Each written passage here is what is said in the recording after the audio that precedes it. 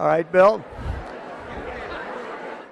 Good afternoon, everybody, and welcome to the 123rd Annual Gala of the Aspen Institute. Sydney, don't laugh. You've been at every one of them, I know, and it's nice to have you. The Aspen Strategy Group with General Scowcroft and Professor Nye and Nick Burns has just kicked off a session on South Asia really focused on Afghanistan. The Society of Fellows has been doing Afghanistan for the past week, and so it's very appropriate that the first speaker or discussant we have today is somebody who knows Afghanistan both by birth and with the eye of a great novelist. It's my great pleasure to have Khaled Hosseini with us. Khaled Hosseini, as you know, has written The Kite Runner, 1,000 Splendid Suns, and among other things, was a medical doctor too. Yes. So you have such an interesting past. I wanted to start a little biographically. You left Afghanistan when? I was born in Kabul and lived in Afghanistan until I was 11 in the fall of 1976. My father was a diplomat and was assigned by the foreign ministry to go and work in the Afghan embassy in Paris. And in many ways, I probably wouldn't be here today if that hadn't happened, because while we were in Paris, the Soviets came to Afghanistan, and my family applied for asylum in the United States, and we came to the States in the fall of 1980, and I've lived in California for the last 30 years. And you went to medical school. Why Yes. is that? Well, I went to medical school for the same reason. You were going to be a novelist, didn't you? I didn't like medicine, but I went to it largely because, you know, my family was, my parents were very pro-education. It's sort of a classic immigrant story. They wanted the kids to succeed. I was the firstborn son, and I felt a responsibility to, as corny as it may sound, to honor my parents' struggle in the United States. My father was a diplomat. My mother was vice principal of a large high school in Afghanistan, and yet she was working at Denny's as a waitress, and my dad was teaching kids how to drive cars. And I felt that even though my heart was always in writing, I felt that if I went to my parents and said, I thank you for your sacrifices, and now I'm going to make up stories and hopefully something will come of it, it seemed the height of irresponsibility. And so I was always a very sensible kid. I went to medicine, and first day of work, I realized that was probably not the right job for me. Oh, you were at Cedars-Sinai for a while. I did. I liked medicine, and I liked my patients and my colleagues, but my heart was in writing, and it. And so how did you make the move? It was 2003 that The Kite Runner comes Well, out, right? I had been writing my whole life. As a kid in Kabul, I was creating stories and writing little plays and forcing my siblings and my little cousins to act in them. And, you know, so I was writing for myself. I never wrote to publish. I didn't write The Kite Runner to be published, and my wife will attest to that. I began writing it in March of 2001. I was writing it for myself. For me, writing has always been a very self-centered act, to tell yourself a story. And then as I was writing it, by the time I was finished, 9/11 had happened and all these things, and my wife said, you know, you should get this book published because it will show people a different face of Afghanistan, and they will shift the conversation away to some extent from bin Laden and the usual things, and people will see the Afghan in a more human light, and to a large extent, I'm very proud that has happened. You know, we were talking earlier about weaving together fact and fiction, and the next person to come up will be James Lehrer, who also writes novels that weave together fact and fiction. But you just a moment ago said to me about your parents, your father being a very distinguished diplomat, but that then they get to California and they're waiting on tables at Denny's and teaching kids something. That's the way it is too in The Kite Runner. Yeah. It's basically parents from a very distinguished Afghan background who then have to start afresh at low-level jobs when they get to California. So how much did you try to weave together the facts of your life, and how much did you then decide you needed to fictionalize it? Well, you know, Mr. Lehrer will attest to the fact that when you're writing novels, ultimately, whether you intend to or not, you're not writing about yourself and the people in your life. So no novel is free of that. And the middle section of my book, and The Kite Runner, when the main character and his father live in Northern California, and they go to this flea market which serves as this kind of a microcosm of the Afghan community in California, and they meet former engineers and professors who are now peddling little tennis rackets and old sewing machines for a few dollars. That, I went through that. My father and I worked at this flea market, and we would meet former colleagues of my father's at the foreign ministry, and then they were across the aisle, and they had set up, their little stuff that they had bought at the garage sale, and they would try to make a profit. And so there are bits and pieces of my life in the Kite run all over the pages, but I think that's not particularly unique to me. I think most novelists, whether they want to or not, end up dipping into their own pool of experiences. One of the things about the Kite Runner is the depth of ethnic and class distinction, especially between the character that you talked about that's sort of like yourself, and then the other brother character, I'll call him.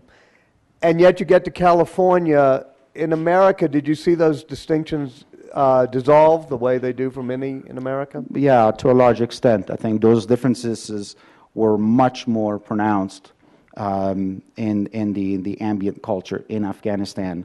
Once we came to the United States, and the great equalizer, essentially we're all Afghans. But when you go back to Afghanistan now, and when the novel goes back to Afghanistan, it reasserts itself. It does, although I have to say that this is one of the myths about Afghanistan, that they are a deeply tribal, deeply divided people. And the fact is that that's not true. Yes, there are ethnicities and different tribes and sub-tribes in Afghanistan, but most Afghans view their tribal diversity as a source of national pride and as a great asset, not a drawback. Yes, people may identify themselves as Pashtun or Uzbek, but at the end of the day, they identify themselves first and foremost as Afghan. Really? I think Americans would not think that. Well, there's a great sense of national identity in Afghanistan. It's considered impolite to introduce yourself to somebody and say, are you Uzbek? Or that's never said, because it's understood that you are Afghans first. And whether you are a Pashtun or an Uzbek or a Hazara, ultimately, most people in Afghanistan share the same vision and the same hopes for the future of their country. That seems to fly in the face of the common conception, a misconception here, that it would be very difficult to create a centralized, real Afghan nation state. Do you think that's a misconception we Americans have? I think there are a number of misconceptions that we have about Afghanistan, and that's one of them. Look, I go to Afghanistan, and I sit with the Afghan people, and I listen to them. Then I come back to the States, and I read the newspaper, and I find a profound disconnect between what I find in Afghanistan and how Afghanistan is depicted. This issue of them being deeply tribal and divided is one. But there are many others. For instance, we are commonly told that Afghanistan is a nation stuck in the 13th century. And that's condescending and insulting, and it's not true. When I go to Afghanistan, I see commerce booming, I see business thriving, I see young people energized, engaging in business, making use of technology. You go to the most remote villages, and you see people with cell phones. You see evidence in Afghanistan of technology about to revolutionize the way Afghans do business. You see people on the radio, on television, expressing their views, criticizing their leaders. You see kids going to school. I went to this village on the top of this mountain in the middle of nowhere, and this mullah, the village mullah, walked up to me, put a piece of paper into the palm of my hand, and I said, I want you to give this to Mr. Karzai. And in that note, he had written that he wanted his village to have a school with a computer, because he said, look, I can teach the kids about the Quran, but they need to learn how to read, they need to learn how to write, they need to learn how to use a computer so they can get a job and help rebuild their country. Does that sound to you like the plea of somebody stuck in the 13th century? I would say not. We're told repeatedly that Afghanistan is the graveyard of empires and that the Afghans are a warrior-like people. That's not true. That's a myth. The Afghans want peace. They're tired of war. Afghans have the notions of peace and justice and fairness deeply embedded in their culture. And yet they bear the label of being a warrior-like people. We should remember that it wasn't until the Soviet Union invaded Afghanistan and forced the Afghan hand that war came to Afghanistan. For the entirety of the 20th century, Afghanistan was a nation at peace with itself, with its neighbors, and was a stable nation. While the unwarrior-like nations in Europe, and let's face it, the United States, waged major war after major war. How many civil wars, how many genocides did we see in Europe? How many millions of people were killed across how many continents? And yet it's the Afghans who bear the label of irredeemable warriors. You write quite a bit about the rise of the Taliban. What caused that? Well, look, what caused the Taliban, in the Afghan view, what caused the Taliban to take over the country are conditions that had become utterly unacceptable. And this is the main concern and the greatest fear of Afghan people today, is that those conditions will come back again. There's great amount of talk in DC about severing ties with Afghanistan and leaving. To the Afghan people, that is terrifying. I'm reminded of two conversations I had in Afghanistan. One with the driver who worked for a diplomat.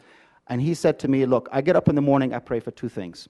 One is the well-being of my children. The second is for the U.S. not to leave Afghanistan. Last year, I met with a former refugee at a village, and I was sitting in his shelter on the ground with him, and I said, look, what will you do if tomorrow NATO and the U.S. pack up their bags and leave Afghanistan? And he said, I hope that doesn't happen. But if it does, you see that back room over there? I have a Kalashnikov there. I'm going to pick it up, and I'm going to join my brothers. Because I know the Afghan government can't protect me. I'll have to do it for myself. Many Afghans feel this way. Many Afghans know that as it exists today, the Afghan state cannot protect them. And that is the primary job of any state, is to protect its civilians. What Afghans fear is that the US and NATO were to leave. We will go back to the anarchic, chaotic, violent days of that not that long ago, of the 1990s. We will return to the days of militia warfare, where the Taliban and Al-Qaeda and Pashtun militias will fight it out with Tajik, Uzbek, Hazara militias. We will have hundreds of thousands of people be displaced again, millions of people becoming refugees again, a massive humanitarian crisis on our hands, and all the positive gains that have so painstakingly been made in Afghanistan, and there have been many, we should not neglect that, will be lost. And those gains, whether it be in education, in healthcare, in the field of women's rights, were made with the blood of troops. People died for those gains. And if we cut our losses and turn our back and leave, those sacrifices will have gone in vain. Now, let me just finish by saying that the folks who favor that we sever ties will say, look, it's not going to happen. The Taliban will set up shop in the south. The Tajik and the Uzbeks will be in the north, in central Afghanistan. The Taliban have no interest in Kabul and northern Afghanistan, even though now we know that it sits on almost $1 trillion worth of natural resources, but they have no interest in that. That seems to be a prevailing thought in DC. And the trouble with it is, I have not met a single Afghan who believes that. Not one. So what should the United States do to make it, if it stays engaged with Afghanistan, what should its policy be? Well, look, I know there's a great push now for this so-called counterterrorism approach, and I can see the appeal of that. But I'm a great believer in that you get what you pay for. You get out what you put in. And although that particular strategy, to me, seems will have short-term gains, I have serious doubts as to whether it's going to achieve the long-term effects that we want to see in Afghanistan. I think General McChrystal and now General Petraeus have the right strategy in Afghanistan. It's not an easy strategy. It's not a short-term strategy, but it's the right strategy. Because, and I say that because, what we need in Afghanistan is to marginalize the message of the insurgents. We need to minimize the appeal of the insurgents. We need to demonstrate to the millions of young, jobless, aimless, disenfranchised Afghans that they have better options than to getting themselves killed joining an insurgency. And we're not going to be able to do that by firing remote control missiles from a distant headquarters. So I think it's the right strategy. I think what we've neglected to do is to implement the other side of that strategy. You know, and counterinsurgency is not just about military intervention, it's about economic intervention. And we have neglected, I think, to make use fully of the principle that what we're fighting in Afghanistan is also a war against poverty. In A Thousand Splendid Suns in particular, you take on the role of women, obviously. Yes. And Time Magazine had that cover Yes. with the nose cut off. What do you see as the humanitarian imperatives, especially given what the Taliban might do vis-a-vis women and others? If we negotiate, you mean? Yeah. If Karzai is encouraged to come to an accommodation with the Taliban. Well, look, I think for Afghanistan to have any chance to become a more stable, prosperous nation at some point in the future, it will need the full engagement of its women. And the health of any society is directly linked to how active and engaged its women are. So that is of paramount importance. So if we're going to negotiate with the so-called moderate elements of the Taliban, I think it has to be made very clear that the Afghan constitution, which at least theoretically promotes gender equality, is off the table. In other words, we have to guarantee that the gains that have been made are not lost, because it's all too easy to imagine that if things get out of control, it's all too easy to imagine that women will disappear from the public sphere, that they will disappear from television, that they will lose their jobs, and all the things that we have worked so hard over the last 10 years to bring about in Afghanistan vis-a-vis women will vanish. Give me your take on President Karzai. Well, he needs to do better. He knows that. You know, it's not a revelation. I think the U.S. is right to say that we need a legitimate partner in Afghanistan, and the Afghan people are right when they say we want a functioning, transparent government that takes care of us. They deserve that. And it falls on Afghan leadership to rehab the Afghan government into an entity that can protect its people and provide some basic services. That said, there's 2 points I want to make about the Afghan government. One is that we should not forget that even in its heyday, Afghanistan was a weak state, in the best of days. Then it went through 30 years of conflict, during which the whole state apparatus collapsed. Entire state institutions went up in flame. The economy nosedived. Even traditional means of justice were eroded. Millions of people displaced. Is it a surprise that the Afghan state is struggling when some of its institutions had to be built, at times quite literally, from the ashes of 30 years of war? Secretary Condoleezza Rice put it very eloquently yesterday. These things take time. It takes a long time for state institutions to be built. And before we point fingers and demand quick change and quick progress, we should remember that social change takes time. Even in this country, in this day and age, we have a distinguished professor being arrested for simply trying to enter his home. You know, we are still discussing in this country, in this day and age, whether Americans who prefer to sleep with members of their own gender should have the same rights as other people. We are seriously discussing whether women who work equal amount with men should get equal pay. So we know that social change takes time, but we expect Afghanistan and the leadership of Afghanistan to develop a stable society, a flourishing economy, and a functioning government within a matter of years in our timeline.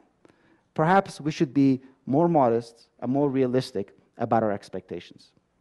Interesting. Jim, if you don't mind, maybe I can take a couple of questions. I was going to bring Jim right up, but this was so provocative. Maybe there are a couple of people who've been doing Afghanistan here who might have a question, and then I'd love to bring Jim up. Condi, or did you? Yeah. Soledad. Yeah. Soledad first. Yeah. Oh, to do it with the microphone.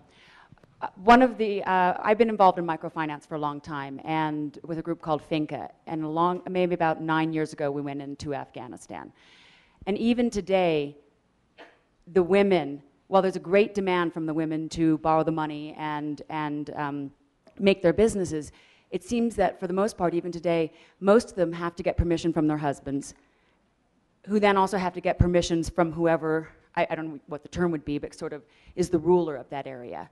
Could you talk about that a little bit? Yeah, I mean, it's without a doubt, things for women have improved, but the change and the improvement for women has been regional. and has largely been confined so far to urban regions. It's really kind of a tale of two Afghanistans. If you go to Kabul, for instance, you will see women who are teaching, working in hospitals, working for NGOs, women who speak on television, who dance on television and sing on television, women who are involved in competitive sports. And yet, if you go to the outer regions, if you go to the tribal regions and the distant areas, you will see that women there face a whole different set of conditions, that far too often women are still deprived an active role in society, that they have limited access to legal protection, to education, to health care. And that's something we have to change. But again, you know, these sorts of things take time to change. We cannot force it. We cannot inject it into the vein of the Afghan society. It has to come within Afghan society itself. And I believe that with education, it will. You know, so I think those are the sorts of things that will take some time and hopefully come about. The issue really is that the challenge is not with the urbanized professionals in Kabul.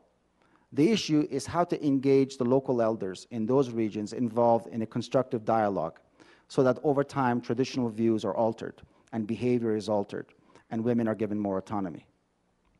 Our public service honoree at the Aspen Institute this evening is Jim Lehrer, and I'd love to invite him to come up. And while he's coming up, let me just say that if the Aspen Institute stands for anything, it's civil and intelligent dialogue. Sometimes we don't achieve it, but Jim Lehrer always does on the Lehrer NewsHour. Thank you for joining us, Jim.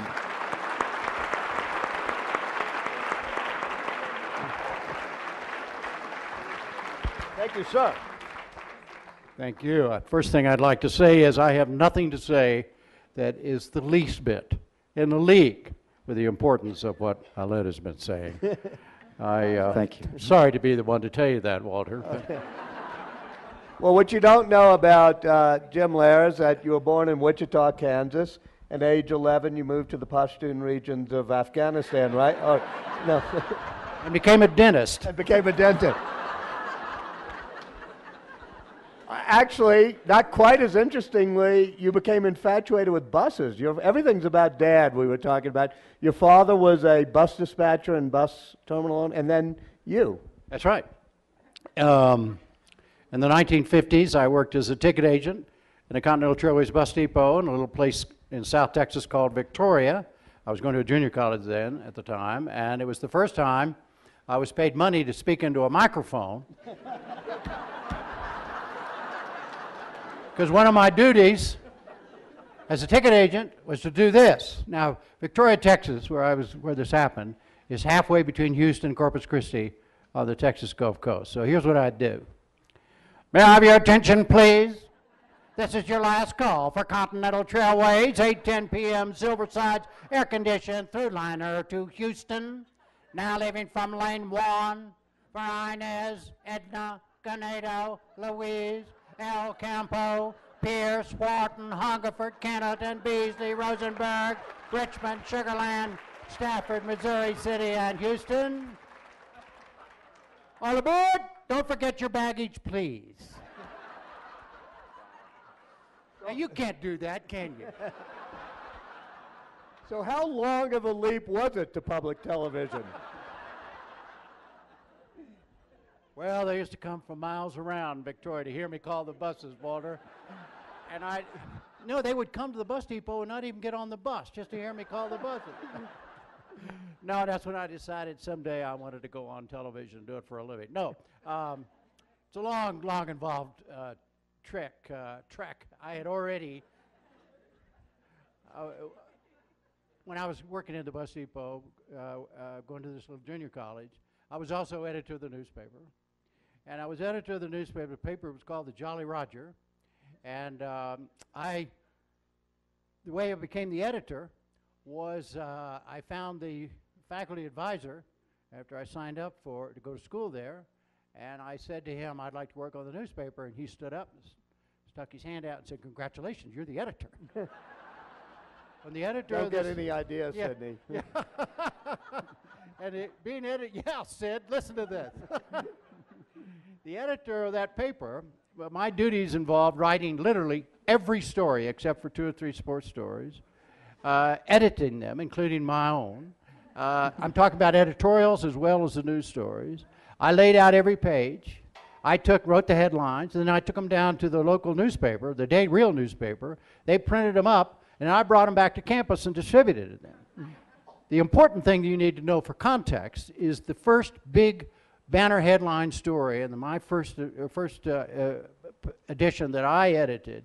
The banner headline was Victoria College, VC. VC enrollment soars to 320. There's a delightful, you've done 2 memoirs, but the first was A Bus of My Own, which tells some of these stories. I do recommend it.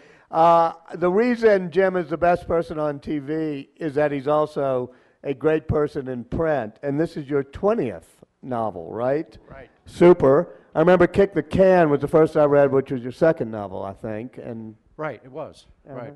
And you two weave together the fact and the fiction, and you like putting history in it, whether it was Benjamin Franklin. I will say, as a Benjamin Franklin fan, that the best discussion of who was the mother of Benjamin Franklin's illegitimate son is The Franklin Affair, your novel. But then you do The Super, which deals with everything from Harry Truman and the bomb and all. How do you decide how to weave together an issue that you really care about with fiction? Well, it's by accident, actually. There are very few times where I have set out to write a novel about something. It's usually a story.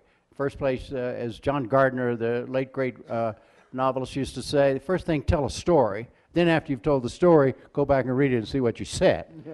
And that's literally how I do it. And Khaled said it absolutely right. There's no way to write fiction without writing about yourself and your experiences. And even if you're writing about Benjamin Franklin, as I did, some of the characters, though, most of the characters were modern-day Americans.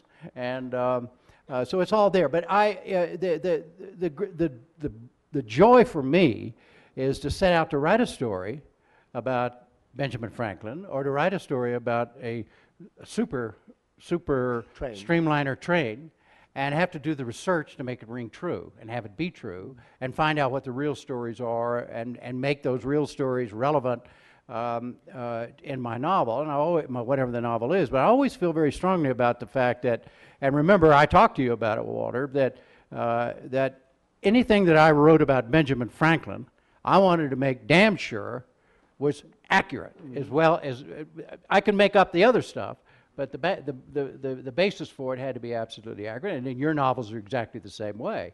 And sure, a lot of yours is based on your own personal experience, but it's also based on the experiences of many, many others, which you incorporate. You have to incorporate when you're writing fiction. You just have to. You're a captain in the Marine Corps, and one of your novels deals with a very common political plague of people who exaggerate or lie about their service. Likewise, the Franklin Affair dealt with academics who sort of plagiarize. So these are things that have been in the news. You're wrestling with the moral issues. Exactly. All right. This is why you're a better questioner. Well, the Marine thing is relevant, particularly because it's very interesting, to me at least, and maybe to you all, why I ended up writing the book. It's a novel called The Phony Marine. It's about a guy who is a men's clothing salesman at a kind of Brooks Brothers type store in Washington. And it occurs to him, he's never been in the military, he's a man in his 50s, he's a good man, good guy. But it occurs to him that he realizes that men come in to buy suits, and they have these things in the lapels that, for the Purple Heart or the Silver Star, and they realize they get a lot more attention, a lot more respect. And he realizes that maybe if he somehow could become somebody who won a medal, it might help him as a salesman. In other words, people would buy more suits from him. And so in order to do that, he creates an identity for himself as a Marine officer, an infantry officer in the Vietnam War, and then he won the Silver Star.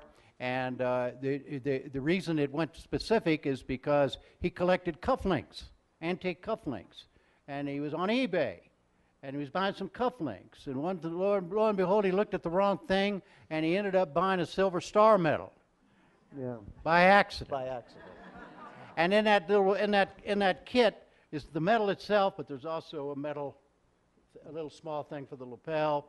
And so anyhow, he goes ahead and does this, and that's the novel. But what's interesting to me, and why I really decided I had to do this, is that I spoke to a group in Washington. I think it was the National Park Service. I'd written a book about the Civil War. That's right, about the Battle of Antietam, and I was talking about that. And the guy who was the National Park Service guy who introduced me, got me to make the speech, and introduced me, and he said, "Now you know Jim Lehrer, he's this, is that, but what you do not know, I am sure, that he was an infantry officer in combat in the Korean War." Not true. But I sat there, just like you entered, I sat there and I wanted it to be true. Because the look on the faces of those people in that office, oh my God. In other words, the look of respect and awe, and I didn't want to take it away. I wanted them to believe that I really was, because I happened to be in the Marine Corps. Yes, I was an infantry officer. And I was I was a platoon leader, infantry platoon leader, anti-tank assault platoon, but from 1956 to 1959, before the Korean War, after the Korean War ended and before Vietnam started. I was never in combat, etc. But anyhow, it took all of the willpower I had to correct that introduction. Usually when somebody says something wrong in an introduction, you never correct it, but I realized I had to, but I didn't want to, and that spurred me on to write that novel. Bravo. To switch subjects for a moment to the fact that the political discourse and the media discourse in this country has become so fractured, and your show is one of the last remaining ones that doesn't push any ideological agenda and tries to talk up to rather than down to the audience. What has caused, or maybe my premise is wrong, but do you think there's been a coarsening of the discourse, and if so, what has caused it? Yes. So I'm really terrific as a yes, there's been a coarsening of a dialogue, because we're all part of it. Everybody knows that's the truth. But I tell you, I have a slightly different take on why it's happened. I think it's the downside of a terrifically positive development in our democratic society, which is the opening up of these many different resources of information. Just with 15 years ago, we'd assemble a group like this in an evening like that, like tonight, and and let's say the subject was Afghanistan, a real world discussion about Afghanistan. A bunch of in a group of say 99% Americans, okay, of this kind of group, and say, okay, let's talk about Afghanistan. I would guess that of this kind of group, there would be a 98% shared set of facts that everybody would bring into the tent that we would talk to, because all of us would have read our local newspaper, watched one of 3 nightly news programs on commercial television. We'd have chosen whether it was Kite or Huntley Brinkley or whatever, and read Time or Newsweek or something. But whatever it was, then the discussion would begin. The argument might then begin in the tent, but we would have begun with a shared set of facts. We no longer have a shared set of facts. And that is the downside of what is really a good thing, because now we have thousands of sources of information, or hundreds, depending on however you want to access them, rather than 5 or 6 that we used to have. So it's a healthy development that the internet has opened up all kinds of things, and cable television and shout radio and all that sort of stuff. I think that's terrific. The problem is we're still at mid-course change here. We haven't gotten to the good parts yet. We've gotten to the good parts in that it's a lot of stuff out there. People are talking about things, and they're talking about it sometimes at the top of their lungs. They're talking about it in a misinformed way. They're lying sometimes. I know, I hate to be the one to bring that news to you. but there's an awful lot of words being spoken and written and displayed on iPods and wah-wah-wads and this and that and twits and tweeters and all good things. Those are all mechanical things.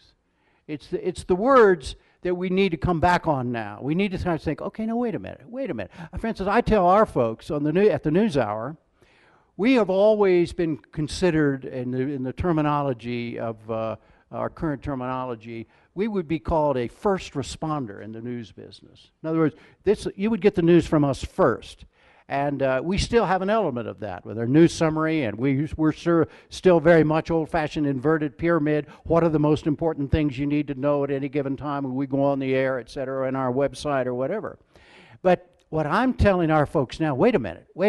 There's an increasing number of people who first hear about something when somebody shouted about it on a radio program or sent some weird blog. They need to have a second or third place to go that they trust and say, what are the facts? Where exactly was Barack Obama born? Or whatever it is. And there's some place you can go. And that place has got to be the same people, but I mean, I don't mean literally the same people, but people who are in the serious business of journalism and who still want to know what happened, for people who want to know what happened, and how it happened, and where it happened, and all of that sort of stuff. Then they can go back if they want to the shouters and pick up on that or whatever. But at any rate, we haven't gotten there yet. But I also believe, and there's a long answer. Sorry about this, Walter. McNeil used to say to me all the time, Robert McNeil, my now retired partner, Lehrer, he'd say, Lehrer, if you were ever a guest on our program, we'd never have you back because your answers are so damn long. But at any rate, what we need and what we're beginning to see the beginnings of is the rebirth of the. This is very relevant to Sid Harman. What he's going to be up to at Newsweek is a kind of rebirth of the old gatekeeper. I'm a gatekeeper, and I'm an old gatekeeper. And gatekeeper in journalism terms. Somebody who goes through let's say there are 15,000 stories that break every 24-hour news cycle. Somebody's got to go through those and pick out the 1,000, the 5, the 10, the 15, the 30, the 60, whatever news organization it is that you're actually going to report on. And as I say before, in the old days, there was the local newspaper and all that sort of stuff, and people have turned their backs on that in some ways, some of the younger people, but not so much as we've been led to believe, because there's increasing evidence that people say, wait a minute, I don't want to spend all day reading blogs.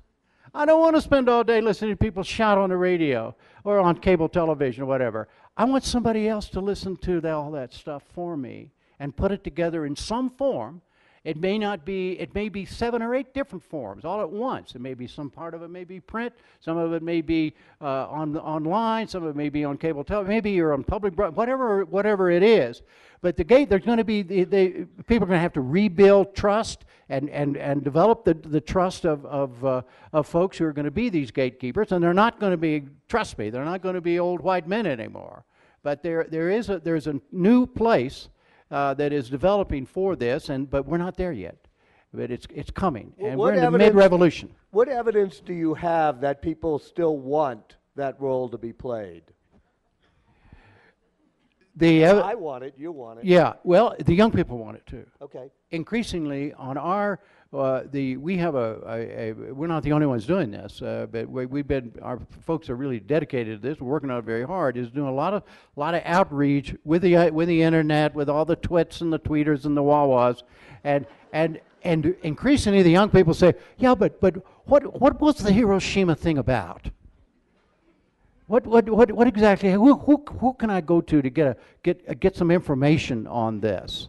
Or the stimulus package. The stimulus. What was that? People are all the Republicans say this, the Democrats say that. I don't know who to believe. Where do I go to get some information on this? And we're getting feedback. We're getting more feedback now than we ever have. Just about hey, help us find out. Help me find out what happened. Help me find out the base line on which whatever, because they're already getting the opinions. All that's out there. Anyhow, that's the evidence, and the other serious news organizations with websites are having the same experience. New York Times. I don't know about CNN. CNN is a very widely used news website, but I've been told, but I don't know this for a fact, that they are also experiencing the same thing, that the real pushback, particularly among young people, is, hey, tell me what happened. Just tell me what happened. The business model, you're lucky, you're in public broadcasting. Do you see a business model working for that in regular commercial broadcasting and print?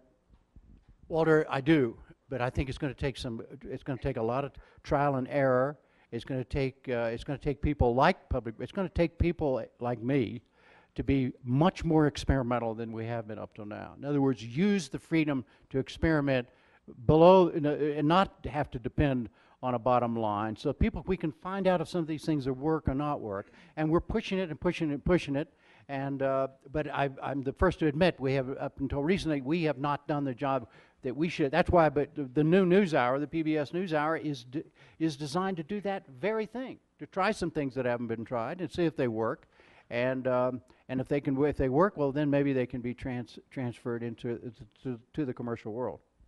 You've moderated 11 presidential debates. You've been on this stage in the big tent. You've interviewed Colin Powell for us.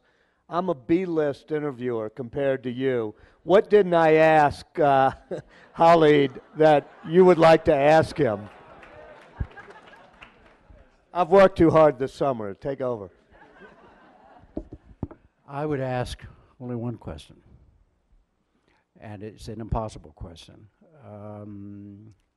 How will we all know, the Afghan people at one level and the American people on another, the Afghan people trying to figure it out and make this thing work, American people at all levels trying to make big decisions politically, and you've discussed a lot of them, and have been discussed here all the time. How do we begin to figure out, or begin to know what's working?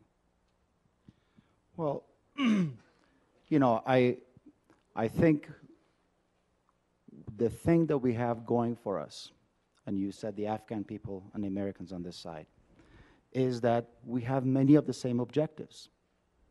And I can't help but think that if we're united on this objective, that over time we will achieve some level of success that will be acceptable to the Americans and potentially even desirable for the Afghans. Look, things are difficult in Afghanistan today. There's no question about that. Just today on TV, I saw that 10 aid workers were killed in northern Afghanistan, 6 of them are American, and we mourn them and we pray for their families. But I don't think the situation in Afghanistan is hopeless. Something that never gets talked about is that the U.S. has the vast majority of almost 30 million people on its side in Afghanistan. The vast majority of Afghans want the U.S. to stay engaged, want the U.S. to succeed. The vast majority of Afghans share the same objectives, and many of the same objectives and the same hopes as the U.S. Afghans share a common enemy with the United States, the Taliban. The Taliban have no popular support in Afghanistan. This has been demonstrated beyond any doubt in poll after poll after poll. Even in the deep tribal Pashtun belt, more people disapprove of the Taliban than approve of them, and those who approve are often afraid or have been intimidated. So we have this, we should take great care not to interpret the actions of 20, 30,000 violent militiamen as the will of 30 million peaceful, hopeful people. It's a major asset that we have on our side in this war, and one that I think we have not taken full advantage of. It befuddles me that we haven't. It befuddles me that we're losing the war of propaganda in Afghanistan. It befuddles me that I go to public meetings like this, and inevitably somebody will raise their hand and say, well, look, the Soviets failed, why won't we? You're talking about meetings here in the States.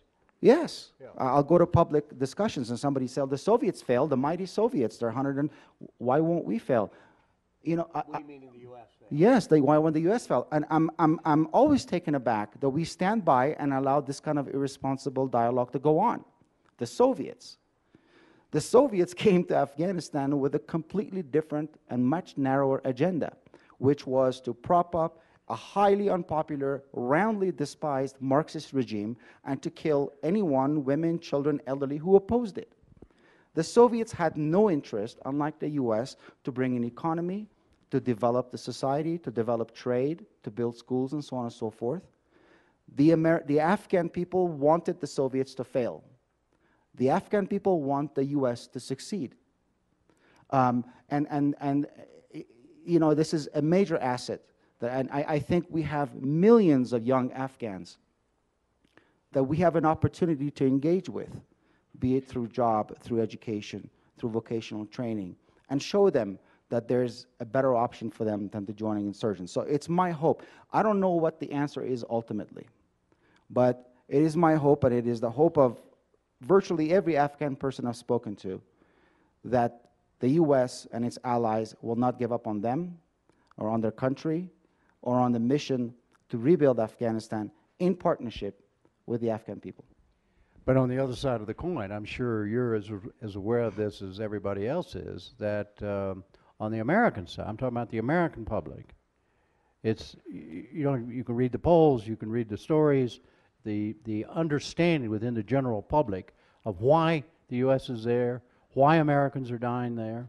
That message is being debated. The recent vote in the House on the funding, fewer Democrats voted for it than ever before, and that number is growing in terms of lack of support. And in the public, what is very disconcerting, being in the serious news business, we have stories on Afghanistan all the time. We get very little reaction from the American public about it, except why the question is, Americans are dying. We have an honor roll at the end of our program where we show with 5 seconds the face of every American who dies in Afghanistan and Iraq. We always get a reaction to that. But the basic stories about Afghanistan are what they call in the news business dozers.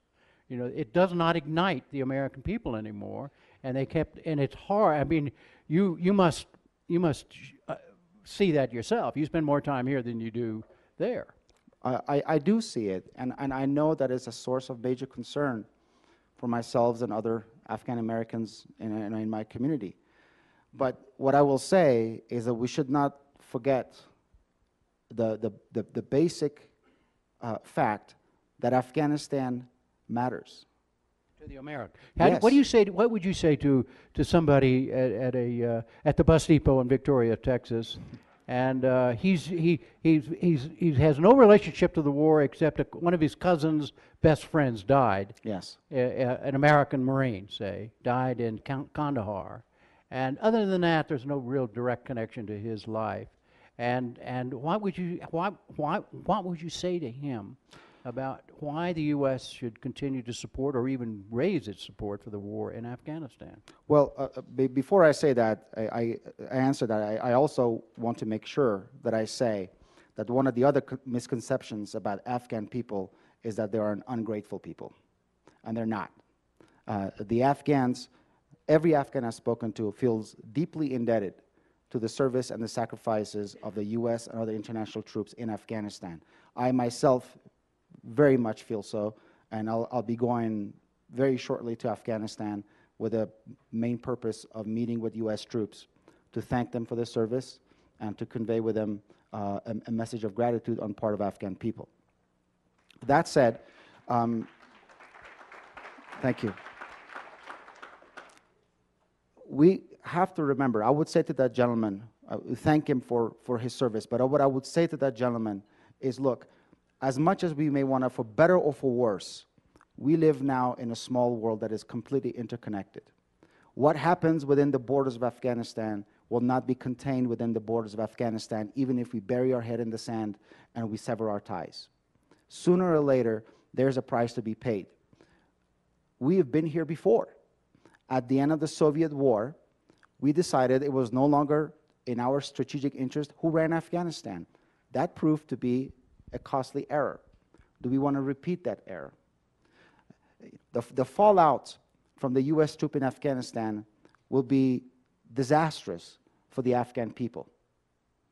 Nobody wants to see a destabilized, chaotic, anarchic Afghanistan. And most Afghans know their country, believe that. The Afghans are an extremely sovereign and proud people with a long history of being unfriendly to foreign armies on their soil. Why is it that they support the presence of the Americans? Why is it that these proud people are now pleading for this foreign army to stay on their soil? What do they know about the realities of their country? And I think what the Afghans know all too well is the very likely grisly scenario of Afghanistan deteriorating into a state of chaos and anarchy the way it was in the 90s. That will be a catastrophe for Afghanistan. It will be terrible for the neighbors, and ultimately to the detriment of the United States and its national security interests. So that's what I would say. Let me see if there are questions or comments from Jane, then Sydney. I think I got it in the right order, right? Jane first. Uh-oh. This is a question to Jim. Sydney has called Newsweek a national treasure. I think everyone here would call the PBS Newshour a national treasure. You explained how we're in a transition and that people are getting information from all over the place, and eventually they will want the facts delivered as the Newshour delivers them, I think, in a way that is devoid of all of the shrill noise that we hear from other places. President Obama, in his campaign, said that he wanted to change the tone in Washington and that he would do this. Obviously, that hasn't happened. My question is, do you think a president, any president, could play a role in changing that tone as you do? And how would he do it, or she? And could it happen in some near time frame? Well, what was Sid's question?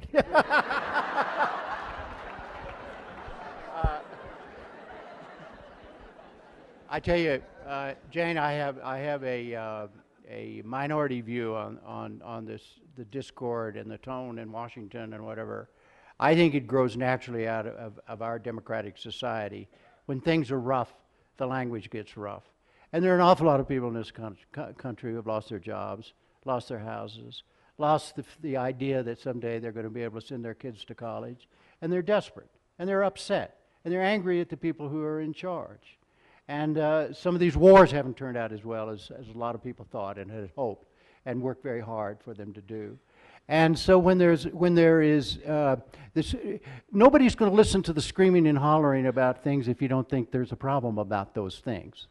And if you're feeling the problem, then you're going to, and it's happened throughout American history.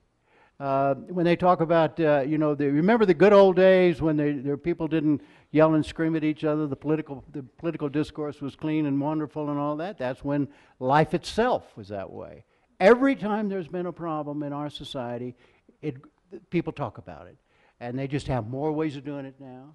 And those more ways feed the people who are in charge, the democratic process. A politician has more voices to listen to, and they're louder. But what the original cause of the talking was a real problem that somebody has in McKinney, Texas, who suddenly lost his home. Or the guy over in Denton who lost his job. And he's angry. And he doesn't give a damn whether you're a Republican or a Democrat and or a president or not. And there's nothing a president can do about the discourse, no matter what, if the problems don't get solved first. Tom Korologos. We've heard a fascinating tale from Khaled, and we have two of the most eminent journalists that ever existed, Walter and Jim. Where on earth is the disconnect from what Khaled has told us about Afghanistan, and you read every day in the paper that things are going to hell in a handbasket? Why haven't we heard what he has said?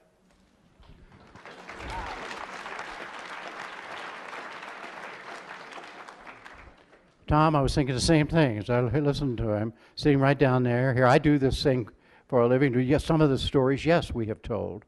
But as I say, it's difficult to get these stories over to people. And I bear and admit to some responsibility for this. But it's I couldn't agree with you more. I felt the same way, the disconnect, and I don't have an answer. Khaled? Yeah, the disconnect is there, and it's very glaring. And I have spoken to expats who go to Afghanistan, and we shake our head at what we hear, especially, I mean, not to dismiss everything. I mean, there's a lot of truth, but I think particularly troubling is the incredible, fatalistic, hopeless doom and gloom picture that is painted, that is out of step when we go to Afghanistan and we see a people. Let me tell you, for example, Afghans are an unbelievably optimistic people. Just think about everything this country has been through. Despite everything, Afghans are optimistic about their future. In 2007, the Afghan Independent Human Rights Commission conducted an exhaustive survey in 30 provinces and asked people whether they felt positive about the future of the country or not. Over 85% of people said they felt the country was headed in the right direction and felt optimistic and hopeful about the future. I challenge you to reproduce those results here in this country. Okay, so you know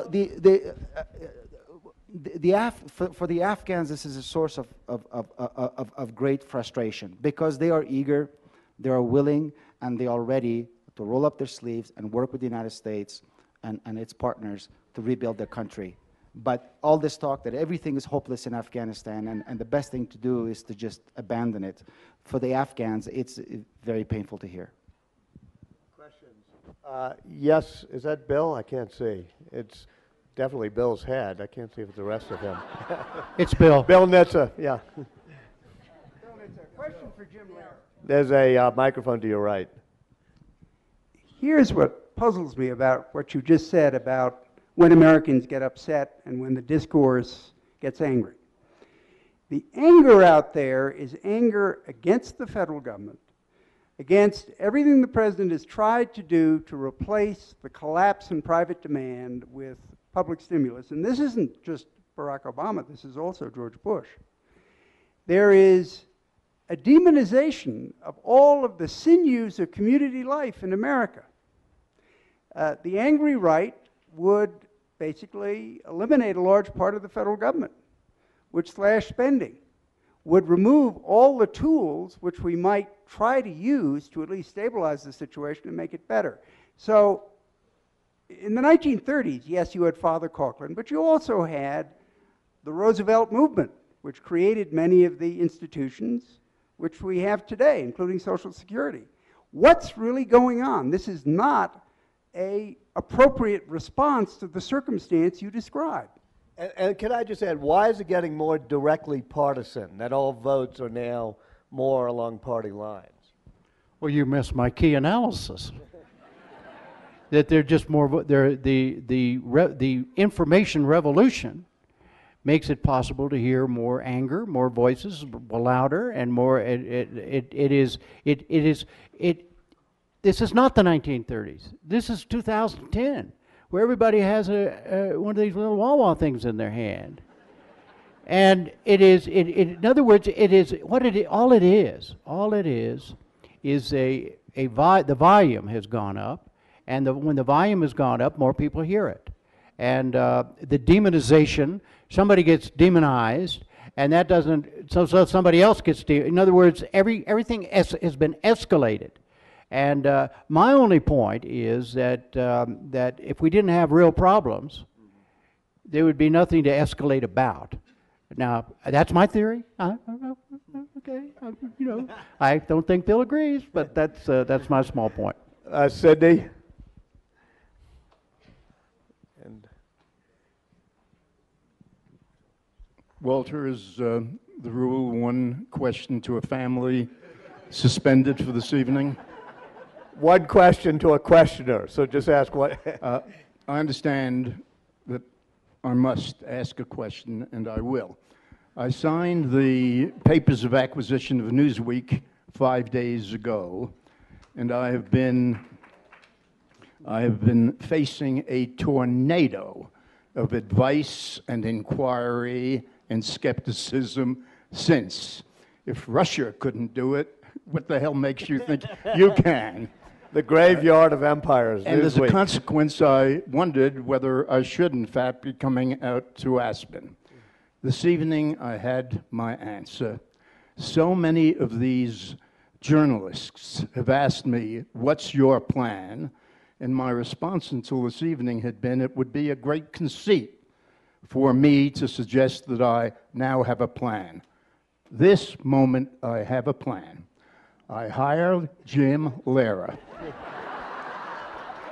He is my editor-in-chief. He is my publisher. He is my chief accountant. He runs the advertising.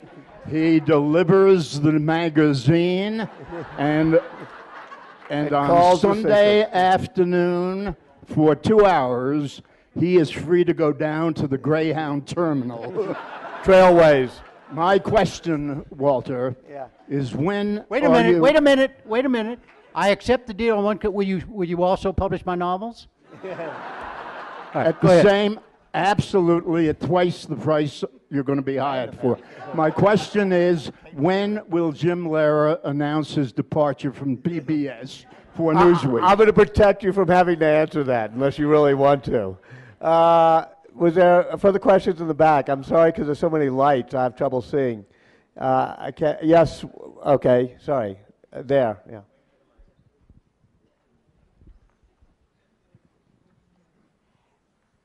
Many of our hearts have been with Afghanistan for a very long time. Professor Peter Galbraith was here recently, and he was very concerned that we don't have a real, legitimate, honest partner, and that's really what's making this so difficult.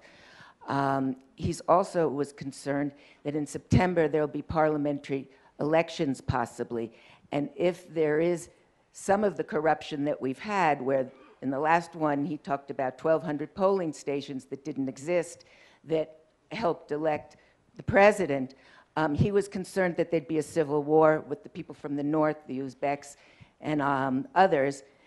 And if we leave, there'll also be a civil war. So my question to you is, what, if anything, can we do to help the elections be more upstanding? And get a good partner. And to get a good partner. Thanks, Joni. That's a really good question, Joni Liebeck. You know, there is a great deal of disenchantment with the way the elections unfolded last year, and I think it's entirely understandable. That said, we shouldn't lose sight of the fact that the mere fact that Afghanistan even held election was in and of itself an achievement. 3,000 people had to be trained and carry ballots on donkey back to insurgent-racked areas. And millions of people, under the threat of the Taliban, 40% of them women, showed up to vote. I think that's an achievement.